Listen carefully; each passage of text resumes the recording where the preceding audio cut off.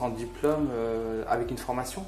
Ouais, par exemple partir sur une formation professionnelle. Ouais, c'est faisable si la formation elle est orientée data. Ouais.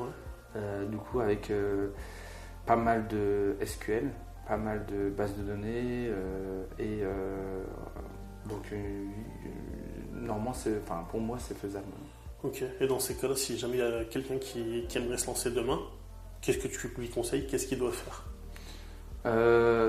Donc pour la data aujourd'hui, il y a deux volets. Il y a la partie algorithmique, parce qu'on utilise pas mal le langage Python, c'est le plus utilisé pour un data eng actuellement.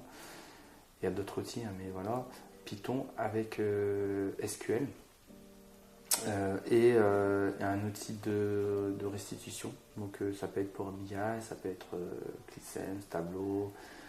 Donc un de ces outils-là, je pense le plus facile, c'est Power BI. Il est gratuit, il est pas mal utilisé. Et un contexte cloud. Donc que ce soit GCP, que ce soit Azure ou AWS.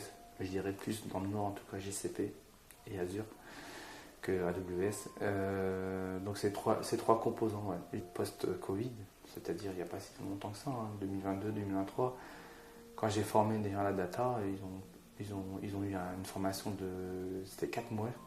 Et derrière, certains ont trouvé directement un travail. Il y a des écoles qui proposent des longues formations avec alternance, parce que le plus important, c'est d'avoir de l'expérience professionnelle. Donc avec une alternance, pour une personne qui a pas de diplôme, c'est bien parce qu'elle a monté progressivement en compétences sur certains sujets et dans un contexte en plus entreprise, professionnelle. Du coup, en une année, une alternance d'une année, je sais il y a des écoles qui proposent ça. Je pense que c'est pas mal.